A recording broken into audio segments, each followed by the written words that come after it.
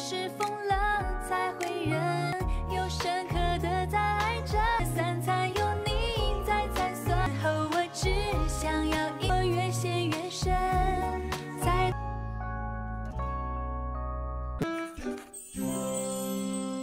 Saat itu Kisil kembali dibuat bingung oleh sikap Haoyu sebab ternyata sahabat Haoyu sudah menjelaskan jika Kisil hanya salah paham saat mendengar apa yang Haoyu katakan selepas acara pernikahan mereka, karena sebenarnya Haoyu sudah ingin bersikap baik pada Kisil.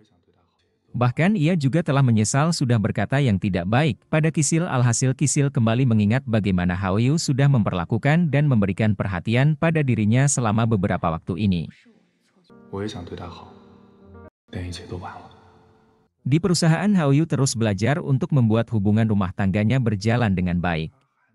Tak hanya itu, Haoyu juga diberikan sebuah informasi yang membuatnya kegeran sebab Kisil selama bekerja terlihat seperti orang gelisah dan memikirkan sesuatu. Alhasil sekretaris Haoyu menebak jika itu adalah cinta tak berbalas. Dan ia menyimpulkan bahwa Kisil pasti sedang memikirkan Haoyu. Di sisi lain Kisil benar-benar terlihat sangat tidak bersemangat. Tak berselang lama ada seseorang yang mencari Kisil. Ternyata orang tersebut adalah Qin. Ia sedang ingin membeli perhiasan yang sangat mahal. Tak disangka Haoyu tiba-tiba juga ada di sana. Kisil pun sedikit terkejut dan Haoyu terlihat saling mengobrol dengan Qin. Tampaknya mereka sudah saling kenal satu sama lain. Saat itu Haoyu memperlihatkan keromantisan hubungan mereka berdua di hadapan Qin dan mengajak istrinya itu untuk makan siang padahal Kisil masih dalam jam kerja dan sedang melayani Qin. Qin pun terlihat sangat tidak menyukai apa yang dilakukan Haoyu tersebut. Ia pun langsung meminta seseorang untuk melakukan sesuatu untuknya. Kemudian Haoyu membawa Kisil untuk makan siang bersama dan ia sangat kepo bagaimana Kisil bisa mengenal Qin. Setelah Kisil menjelaskannya, Haoyu malah terlihat sangat cemburu. Kemudian Haoyu berencana datang ke toko Fanny besok untuk membeli hadiah ulang tahun, tapi Kisil melarangnya karena itu sama saja Haoyu membantunya untuk mendapatkan komisi dan itu adalah pemborosan. Haoyu pun terlihat sangat kecewa sampai akhirnya ia meninggalkan Kisil seorang diri dan meminta Kisil membayar tagihan makanan mereka.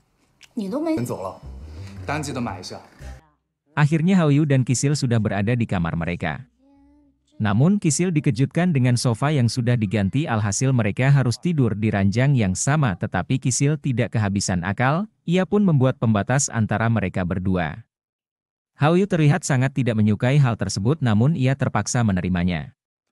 Saat itu tiba-tiba Haoyu melarang Kisil untuk terus bekerja di toko Fanny. Dan ketika Kisil menanyakan alasannya, Haoyu langsung tidak bisa menjawab. Kisil pun berpikir jika sebenarnya Haoyu cemburu pada Qin. Kisil pun sangat menyukai hal itu tetapi ia berusaha untuk tetap menyembunyikannya. Beberapa hari berjalan, Kisil tetap bekerja seperti biasa dan selalu ceria melayani pelanggan. Grafik penjualan di toko tersebut pun sangat meningkat drastis. Keesokan harinya Haoyu menghampiri Kisil untuk mengajaknya pulang bersama, namun Kisil harus lembur bekerja dan ia meminta Haoyu agar pulang lebih awal dan menjaga anak-anaknya. Sesampainya di rumah, Haoyu terus termenung di saat Suan dan Chen sedang asyik bermain. Mereka berdua terlihat sangat membuat Haoyu frustasi ditambah dengan kekhawatirannya pada Kisil. Sampai akhirnya Haoyu pun menelpon Kisil dan menanyakan kapan Kisil akan pulang ke rumah. Ia pun beralasan jika Suan tidak bisa tidur karena ketakutan, alhasil Kisil pun langsung bergegas pulang ke rumah dan ia mendapati Suan yang sudah tertidur lelap. Akhirnya Kisil pun bersiap untuk istirahat, tak disangka Haoyu sudah menyiapkan segelas susu untuknya. Lalu Kisil pun meminum susu itu namun ia tidak meminum susu itu dengan baik sampai akhirnya membuat Haoyu membersihkan sisa susu di bibir Kisil. Situasi itu sempat membuat mereka saling menatap dan saat Haoyu akan melakukan sesuatu tetapi lagi-lagi usahanya itu kembali gagal.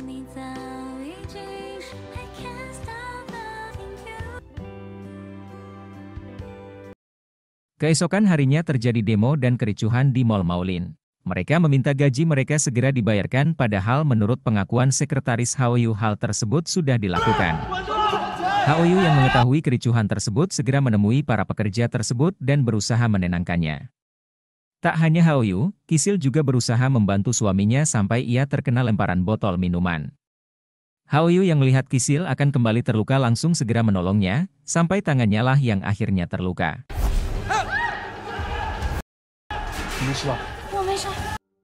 Ternyata semua itu adalah ulah Qin. Ia meminta salah satu pekerja di perusahaan Haoyu untuk membantunya melakukan itu semua. Kemudian Kisil sedang mengobati luka Haoyu. Ia merasa sangat kasihan pada Haoyu sampai tanpa disadari ia terus meneteskan air matanya. Melihat kebaikan Kisil membuat Haoyu tersentuh dan ia langsung mencium Kisil. Namun situasi itu malah diakhiri dengan kedatangan sekretaris Haoyu.